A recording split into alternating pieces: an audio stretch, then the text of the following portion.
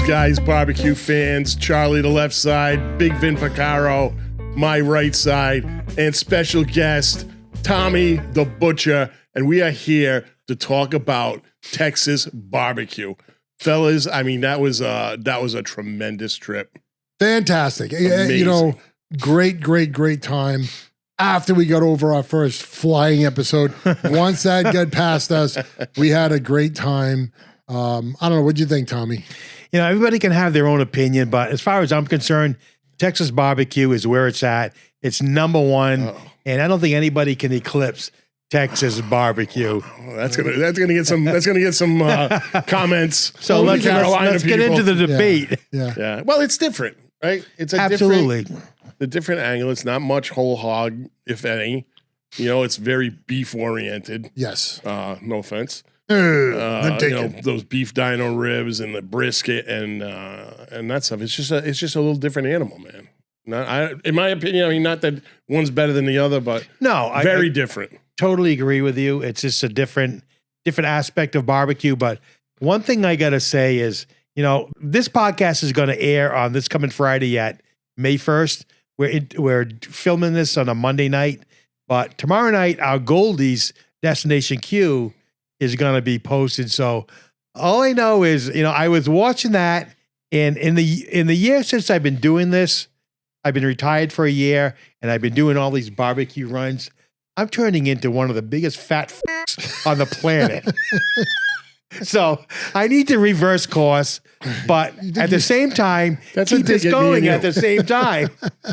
So is he fat shaming us? He's fat shaming us. Let me translate. Holy shit! I'm getting as fat as these other two guys. Basically, That's what he's saying. I'm catching up to these two guys. So Yeah, but it's all great. We're having fun. Chip, you remember we were wondering if he was going to be able to make it. We were looking. That's right. We were looking for the 200 card. Like, if he's not over 200, he's not coming. Yeah, we thought you were a little underweight for this. Yeah, now I'm like about 230, maybe a little bit more. Blossomed nicely, Tom. I've blossomed nicely in the past year, the past 2 God. years, as a matter of fact. So, Tommy, I applaud you. all is well. Well done, sir. We're powering forward. We're going to keep doing this no matter how fucking fat I get. So, So that's why we're here today, folks. We're here today to tell you all about Texas Safari. Not only the food and the great people we met, and the great people that met us, but just, you know, how much fun. You need to go to Texas. We're going back. We're going back a couple more times. And what we did for you and we're going to share with you is we each picked our favorite of the trip, and we're going to talk a little bit about that and show you a little clip of it. But yeah, if you're interested in Goldie's, it'll be dropped. It already dropped. It dropped Tuesday. Go check that video out. It's got a nice low and slow vibe to it. Oh yeah. Yeah. We took Meg, our content creator, out with us to do the tech work and the advantages that she gained, and then she also did the editing. So she did a great job. Check that out. Amazing. Yeah, and the funny part about you talking about the trip down there is who's the guy that said it's all about the journey? Yeah, bullshit. that wasn't me. I mean, There was nothing we were good about stuck that. in a Detroit airport at a bar. Oh, yeah. Yeah, that was Drinking $16 beers. I could tolerate that. It was the fact that they put us in a shoebox on that plane. Yeah, that was that awesome. was, you know. So, folks, we apparently there's, I don't know, ice. I think it's a wise guy move. There's some kind of de-icing we had to get through in Rhode Island Airport, which put us an hour and a half behind our schedule, which missed our connector, which made us wait in Detroit. Which I don't know. I thought it was okay. And I'm convinced the de-icing was waiting for the sun to come up because I didn't see any de-icing truck anywhere. And you probably are correct, sir. But then, you know, in the second flight, of course, now was overbooked, and there was not one empty seat, and they put us second to the last row.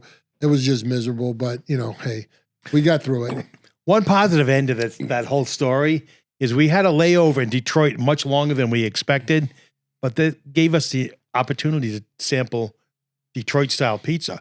I have never had a Detroit-style pizza, and I thought it was absolutely delicious. It was similar to a Chicago-style pizza. It was kind of deep dish, but Not me. I wasn't impressed at all. I loved it. Let me give you a little tip. Mama's Pizza, I think it's Mama's or Mamma Mia's Pizza in Cranston does Detroit pizza. And Do they? Right now it's off the chain and everybody's going there, and it's supposed to be amazing. You know who put me onto that one? June Tao. No, sir. Yep. I said, try to give me a That's a- menu and everything. What's the name of culture it? clash. What's the name of it? It's like Mama's Pizza or Mama's Mama Mia's Pizza. Pizza, something You have to like check that out, Mama's We'll Pizza. get John right on it. John, Detroit style pizza.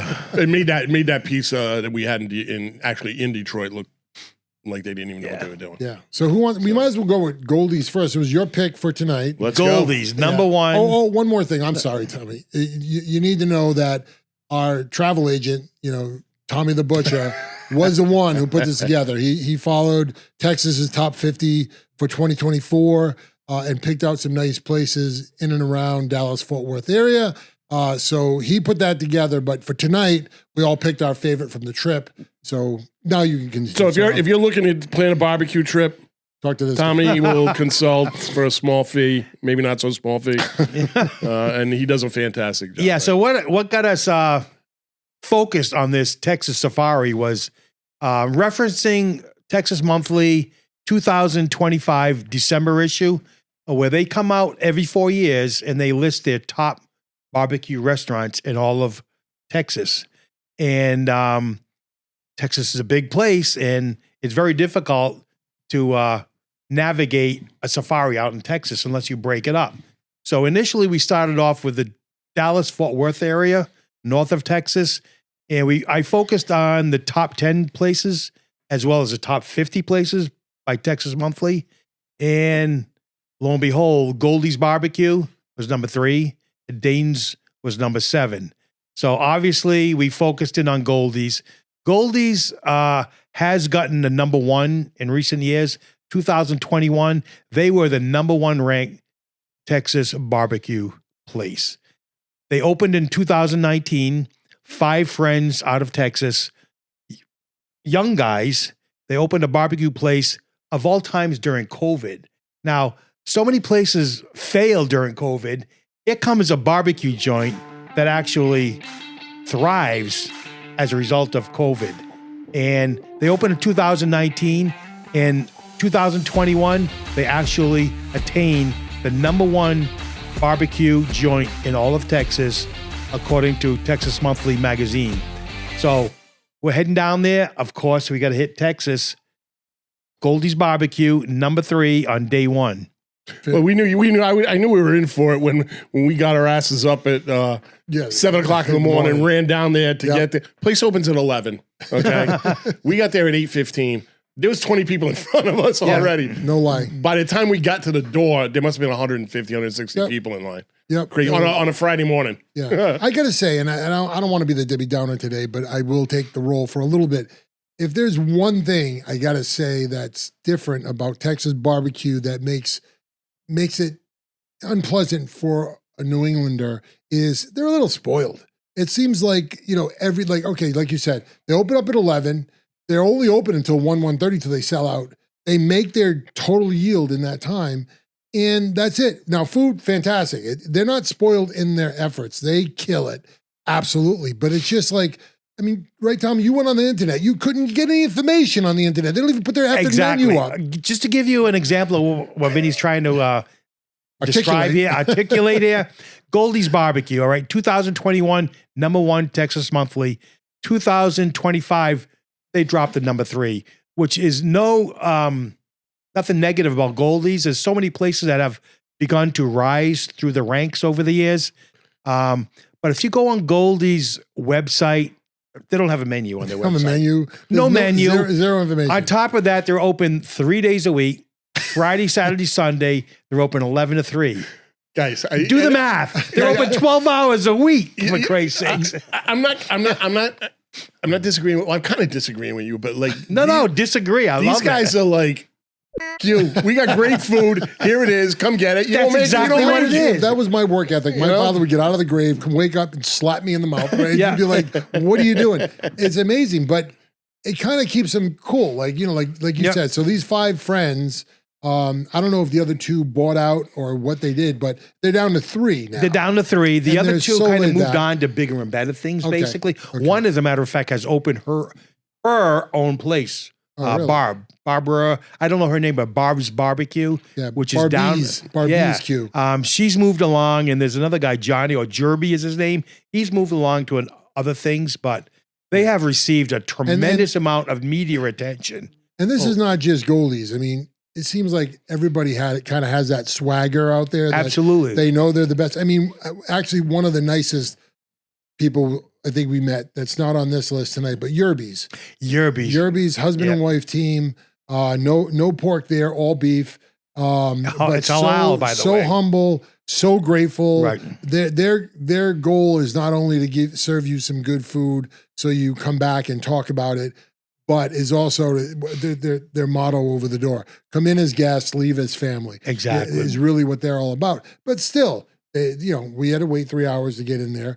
There was a line out the door. They sold out probably. We left early because we had to get on our way, but I'm sure there was a Sunday too. But it just they really know their stuff or how good they are, and they make, forget about it. If it was me, I'd triple the smokers. I'd have a bigger dining room. I would just make hay while the sun shines. These guys are just like, we know our yield and we're happy. They're open a limited time during the week, and they do the best they can for those times. When they sell out, and they start the whole process the next day. All right. That's what was your number one on the tray that day, Tommy? Of Goldie's? Yes. Honestly, here we go. You say white bread, I'm coming over the stage. You ruined it. You think I'm going to mention a meat item, but I mean, we had a dino rib, we had brisket, we had ribs. It was a very memorable experience, but I'd have to say the potato salad just blew me away. For some reason, you wouldn't think something so simple like that could elevate to such a level where it would just blow your mind, but it did for me. The potato salad, I hate to say it in a way, but it went so well with the meat. Like, you're eating that salty meat, and then you have that nice, creamy, cool potato salad and that amazing white bread, which they bake on site. They had the best white bread. I couldn't stop eating it. Like 4 or 5 They make slices. their own bread on the premises, by the way, at Goldie's BBQ. Which is not true everywhere. My brother Elmwood. Yeah, so here we are. I'm a butcher. And to mention a side as a number one item is a little... What about you, Chip? Unorthodox. What was your number one? I went with the beef rib. Yeah. Beef rib followed by the potato salad and the bread. The beef rib was just the way I like it. Nice and fatty. Nice bark on the outside. Salty. That Goldie's for me, and I hate, and we were talking about this the whole trip. That was our first place. Yep. And they set the bar so incredibly high. Absolutely. That, the other place we went to, they were fantastic in their own right, but these guys were just at another level.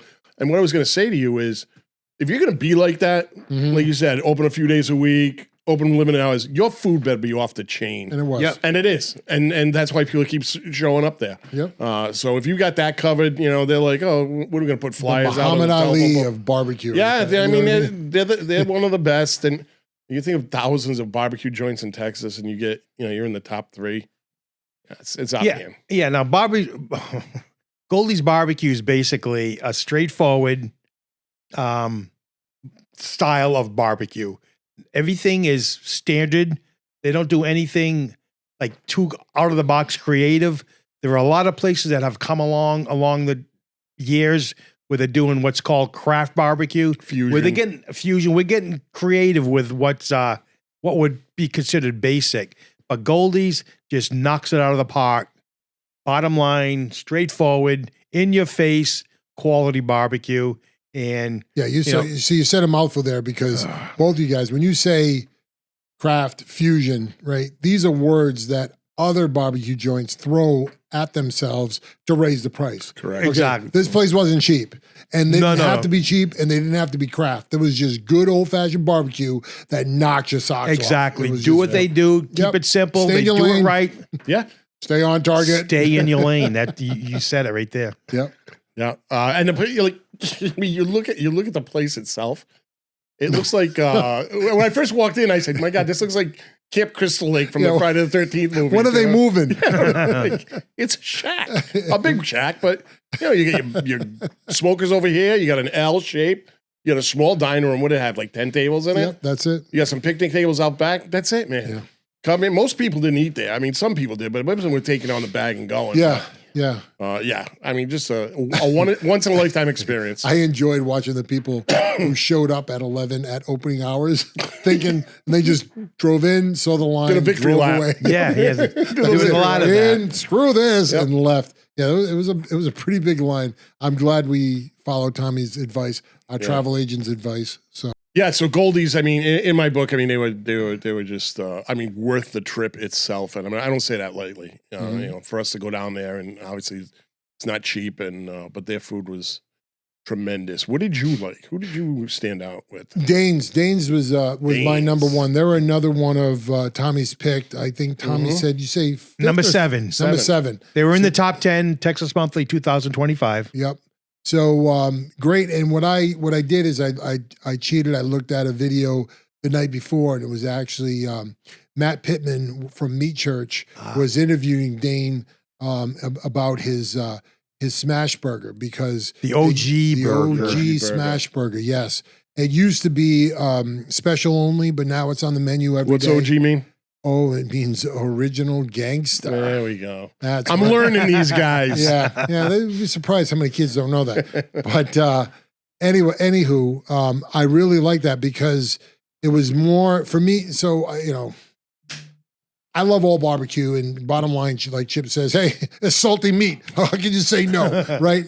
But the burger was special because it was more of there was a texture involvement going on there, and that happens because he purposely overfats his beef mixture. He does a 65% brisket beef with 35% fat, and the reason for that is when he drops that meat on a ripping hot skillet, he pushes it down so flat that it gives you a nice sear crispness to one side of the burger. He then goes and puts on his cheese, and that's half of the burger. That's a 1/4 pound half. And then he does it the same thing with the other side, except he puts that crispy up. So you have this crispy up, crispy down, 2-patty OG burger with just a little special sauce. It's not about the sauce. There's no condiment you need on this thing. When you bite into it, you literally hear the crunch of the burger. You really do. You know, it's like, You really do. So to relate that to New England, you go places and they put those fake onion rings on top, those frozen free dried. Was that eat out of the can? Yeah, it's like they put that on to get that crisp that he's achieving through the actual burger from just crisping it, not burning it, guys. He doesn't burn it; he crisps it on that rip iron cast iron and ripping hot cast iron. And I just think it's fantastic. It was my reasoning for wanting to be there. I was so happy that it was on the menu, but everything killed there. Rich was our manager who hooked us up. Another one of those amazing. places. He was a great guy. So this place had breakfast. We got there early, anyways, and we waited through the breakfast service to get into. These guys ate a full breakfast before we had the barbecue. He didn't get to 2:30 for nothing. I did not partake. I'm very We proud of arrived at myself. Dayne's and we double decked. Oh my God. It was a double header. We basically did breakfast and lunch. So So that was my number one on that tray that day. I think the only thing that kind of put me sideways, he had this broccoli coleslaw, which it didn't do it for me. It didn't make sense. Yeah. It was so many. I was so confused. I was confused, folks. I didn't get it. But I don't know, Tom, Charlie, what was your number one? No, I'm not. I want to be different, but I get that OG burger was very different and tremendous. I did enjoy the ribs. I thought they were top notch.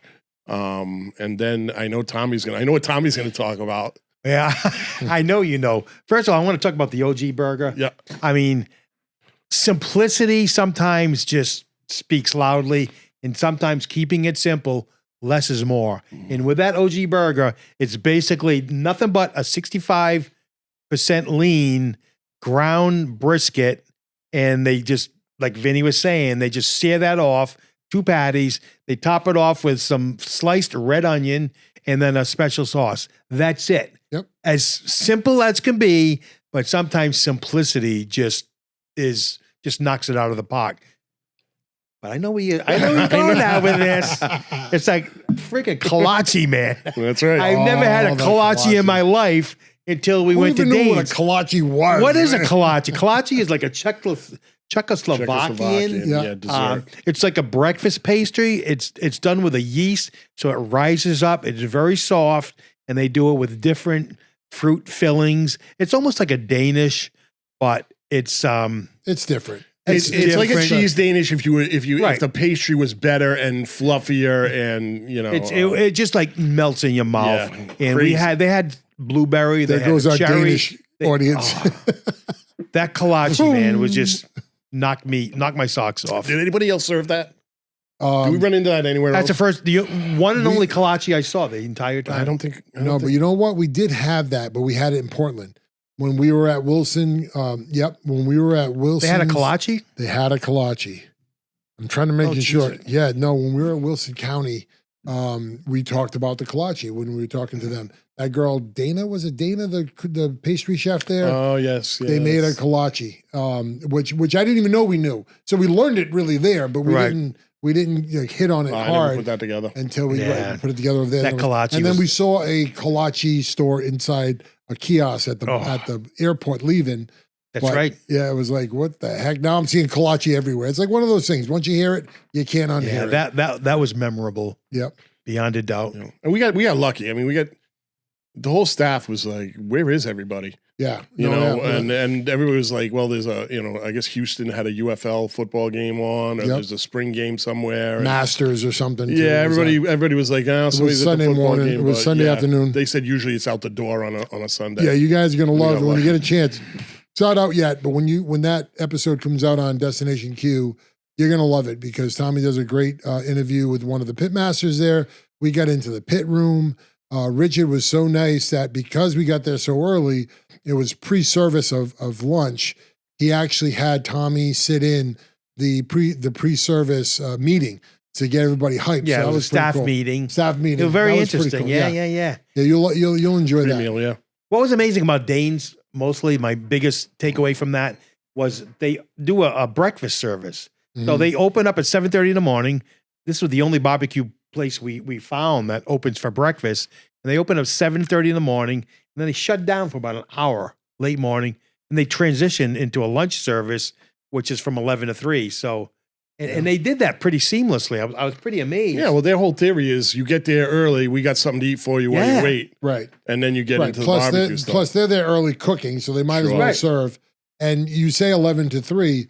3 is sellout. They're open to 6. 3 is sellout. Right. Those guys, Yep. I don't know what they do from 3 to 6. Probably bingo or something. I have no clue. But Whatever they got left. yeah, whatever they got left. So that was it. Get down to Dayne's.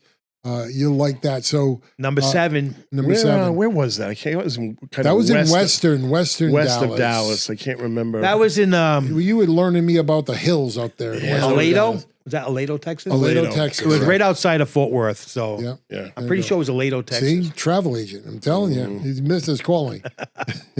So finally, Charlie, Here we your go. pick. Second on that day, on that Sunday, was that Sunday? Second, but certainly not That was a last. Saturday. No, not last. Absolutely And no way. second on the day, Panther Panther City. City Panther City. barbecue, and it's always tough at the end of the day when we're full. So I know I talk a lot, but can Yeah. I interrupt you for a minute? All right, you can interrupt me All right. anytime you want. So my job on these events is I got to drive.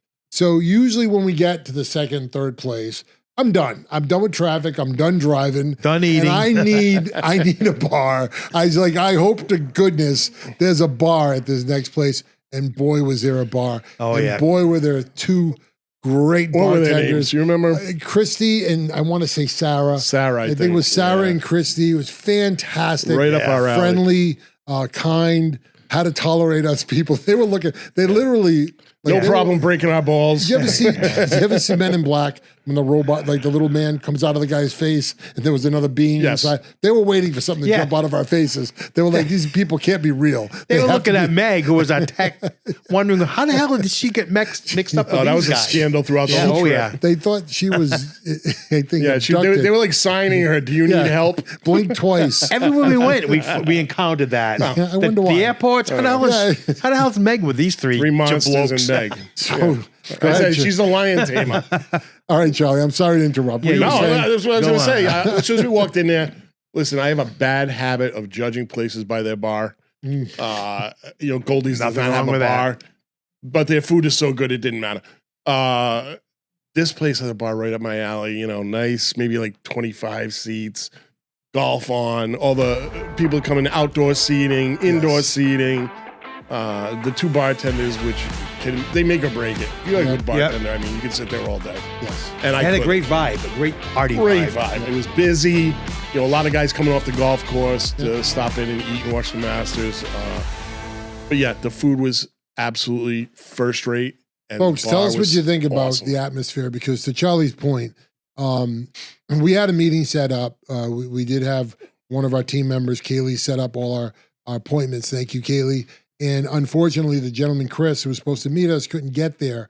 But Christy, the bartender, jumped right in, and she introduced Tommy to one of the pit masters, had a great, walk around introduction to that. You'll see on the video.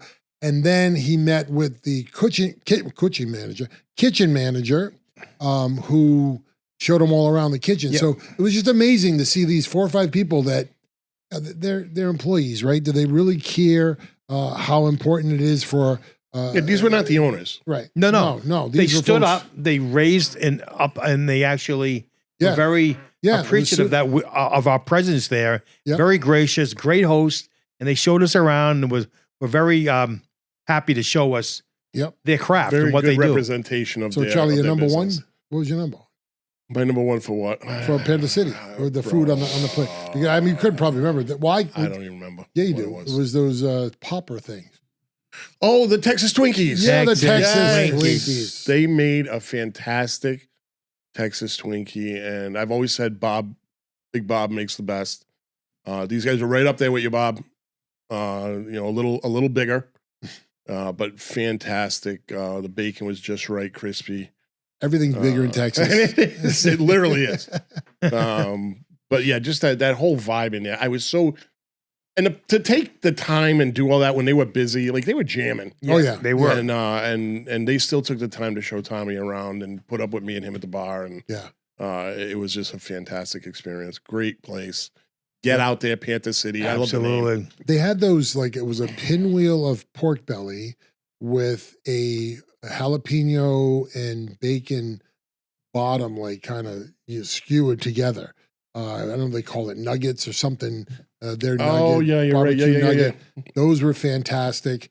And then, you can't, again, once you see it, you can't unsee it. They were serving 2 cocktails. One was a Bloody Mary. I don't know what the other one was.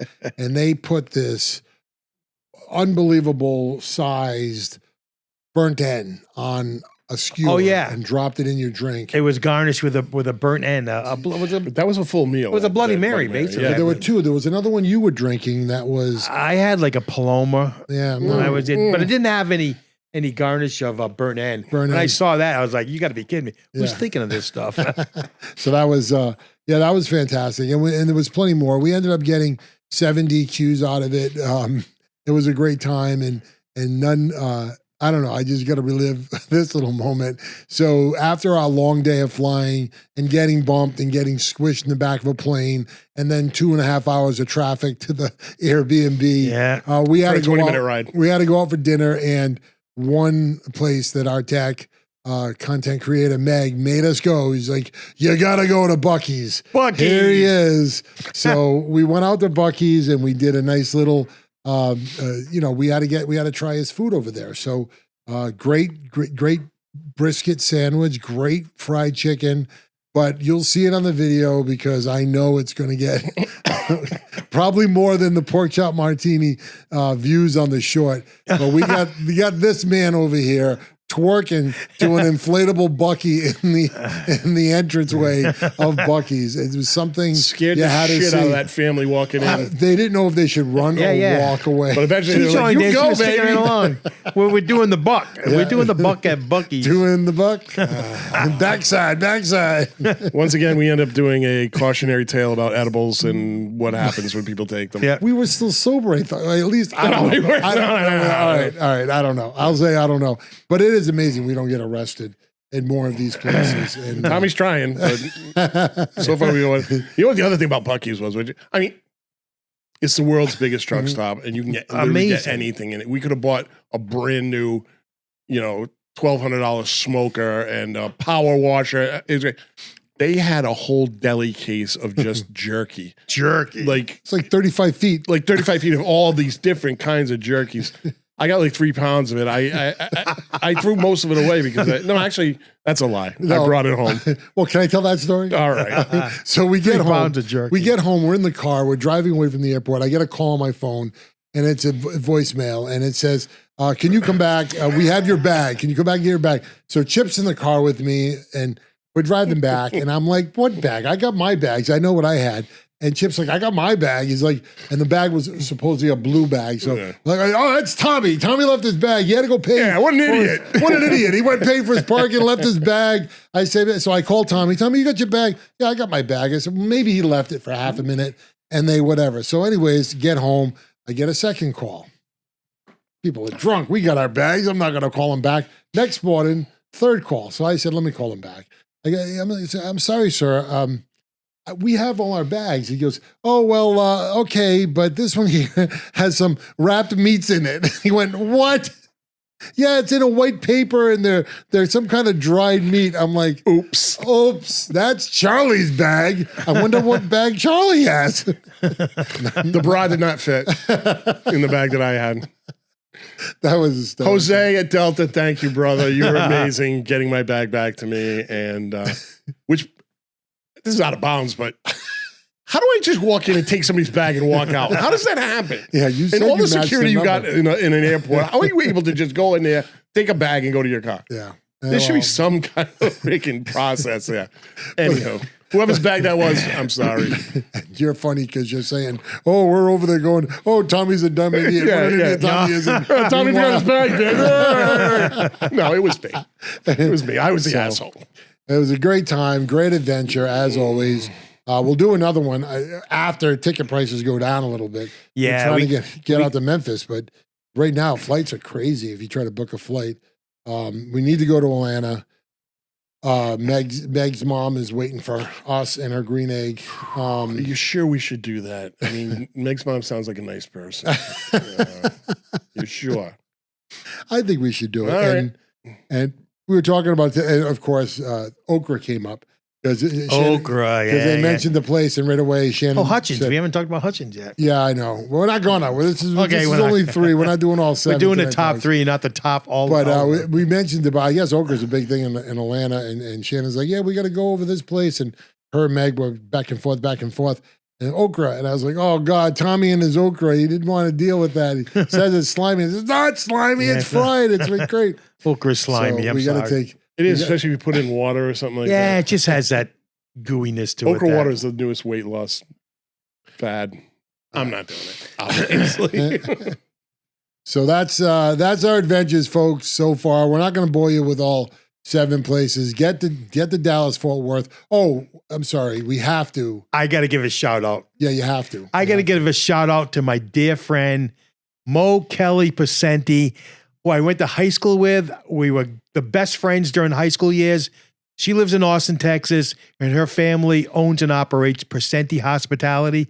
They have properties all over the state of Texas, Airbnbs. They hooked us up with a fantastic place. We loved it. So I want to give a special shout out and a thanks to Mo Kelly Pacenti and her entire family for arranging a great place for us to stay while we were visiting Texas. We're going to come down again, and we're looking forward to visiting the Austin, San Antonio region sometime soon. So Yeah. I'll be in touch. So much better than a hotel, that place. Oh, yeah. Oh, That place was absolutely. off the hook. Absolutely. Maureen, thank you very much Yeah, for appreciate hosting you. us. Absolutely. Please, if we hit you up again, charge double. You got to make some money. There's no way you made a dime on this No booking. kidding. It was so economical for us. Number one. Number two, your hospitality with the Yeti mugs and the booze and All the snacks and- yeah, it was very, very nice of you and your husband. I really wanted to thank you as well. All right, gentlemen. So until next time, I'd say, guys, go out, eat some more barbecue, have a great week, and Like, share, and subscribe. Absolutely, as always. Adios.